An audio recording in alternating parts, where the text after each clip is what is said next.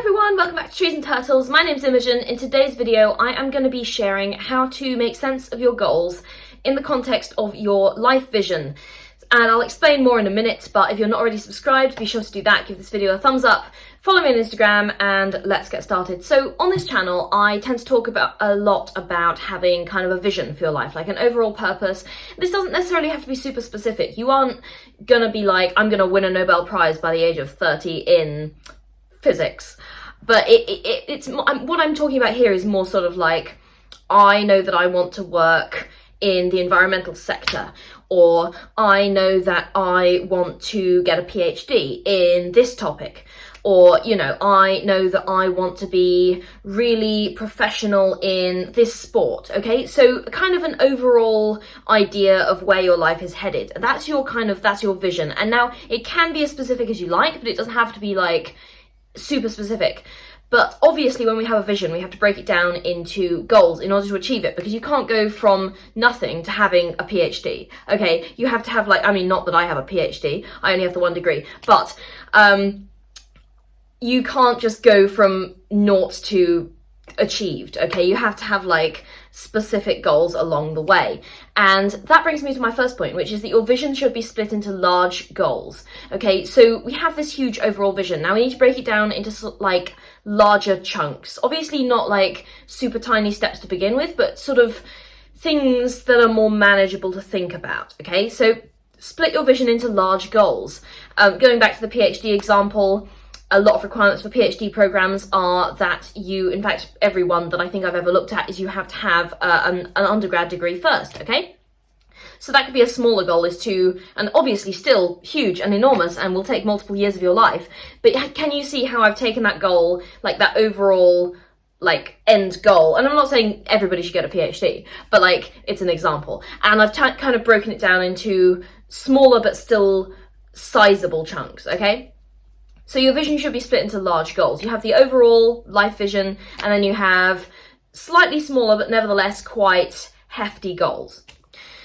Okay, then each of those hefty goals is going to be split into smaller goals until you get to something actionable. So again, coming back to this example, now we have the slightly smaller goal to get a bachelor's degree, but this is still a really big goal, because obviously you can't just rock up to a university one day and walk out with a bachelor's degree. Like, you have to do the application process. Sometimes there are usually prerequisites for getting on these programs, and you have to decide, you know, if you're going to move to a new city or what. So all of these things that go into actually getting the degree, and then I haven't even talked about assignments, right? So split these sort of like medium-sized goals into even smaller goals until you get to something actionable. So an example of an actionable step might be, make a spreadsheet of all the programs that you're interested in, and, you know, their key information like entry requirements, length of program, costs potentially, funding options, location, and so on and so forth, okay? And then decide which your top like 3 programs are to apply to, and look into those steps as to how you actually apply, like when do you need to send off the application form by, and so on and so forth, okay? So that's something actionable.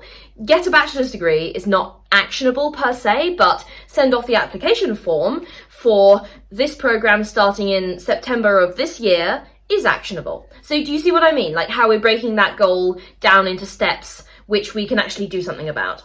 I mean, for a lot of you, if you are kind of like interested in productivity, this might be completely like obvious, but I'm not assuming any prior knowledge here. So the next step that I want you to do is to make a tree diagram of how all your goals contribute to your larger goals. So what we're trying to do here is we're trying to make sense of our goals. Like, obviously we've kind of gone sort of from large to small, that route, but now we're looking at it from the other perspective, from small to large, okay? So what I want you to do next is make a tree diagram of how all your goals contribute to your larger goals. So I'll give you another example, okay? So I had a goal this year to get healthy and get muscle to the extent where I have abs, okay?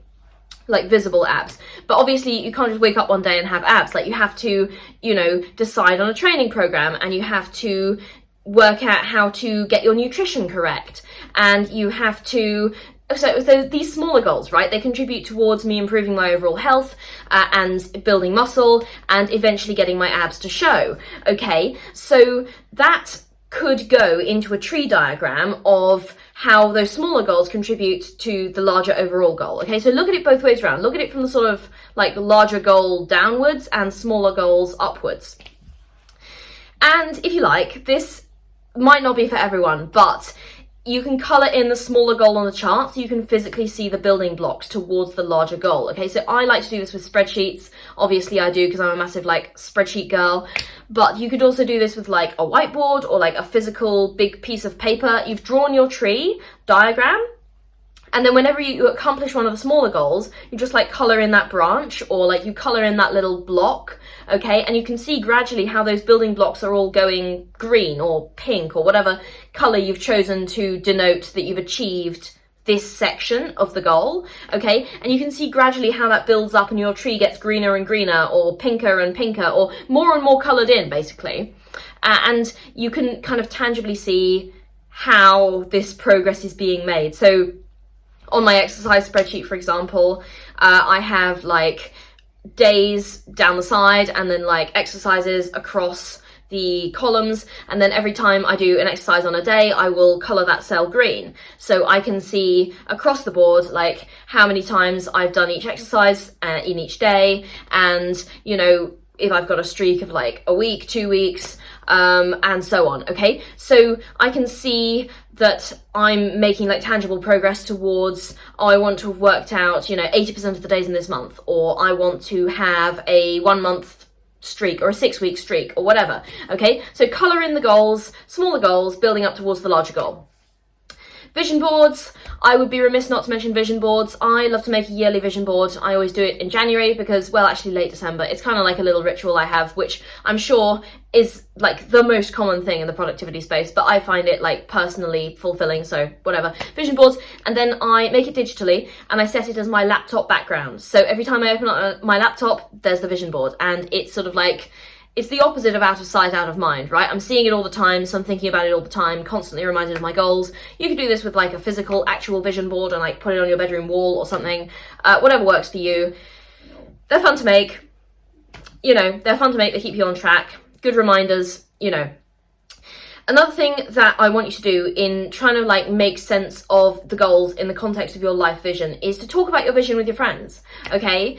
I am very lucky, well, it's part luck and it's part like intention and the type of people that I seek out, but I'm very lucky that I found some wonderful people who are also like very driven, and they like to, you know, talk about like, what are you doing, like what are you working on, what's your like next goal, and so on and so forth.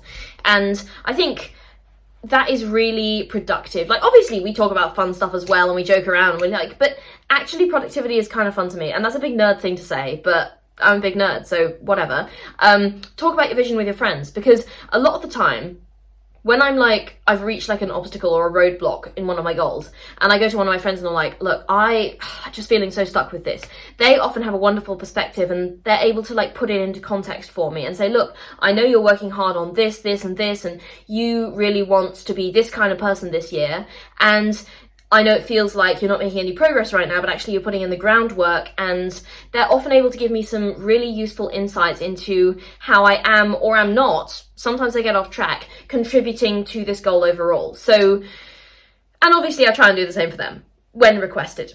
So talk about your vision with your friends. Often they'll have useful and different perspectives. And finally, I kind of mentioned this before, but it's like a really important emphasizing point to emphasize. What am I doing? What was that sentence? Let me try again. Really important point to emphasize. Keep a progress tracker. I know I mentioned the kind of goal tree, the vision boards, the spreadsheets, but whatever form it takes, you need a progress tracker of some sort, okay? Because if you have an overall life vision and no way to connect that to the goals that you work on day to day, you're going to get demoralized, you're going to get confused, and you're going to get to a point where you just feel demotivated. Now, obviously motivation isn't everything. Discipline is far more important and routine is far more important, but motivation can be helpful. And honestly, we'll take like all the help we can get in terms of moving ourselves towards our ultimate goals. So keep a progress tracker, and you can get stats on how you're actually doing, like how many days did you do your language practice, or how many days did you work out, or how close are you to actually being done with your application documents before the degree program deadline finishes, to go back to the analogy I was using earlier. Okay, so keep a progress tracker. I don't care what it looks like. You can do like physical, digital, whatever works for you. You can color it in, you can leave it blank, it doesn't matter. Keep a progress tracker. You can customize it to fit you, but you need some way to be able to like tangibly view your progress. All right, that's how to make sense of your goals in the context of your life vision. I hope you enjoyed it. If you're not already subscribed, be sure to do that. Give this video a thumbs up. Follow me on Instagram. I will see you guys next time. Okay, bye.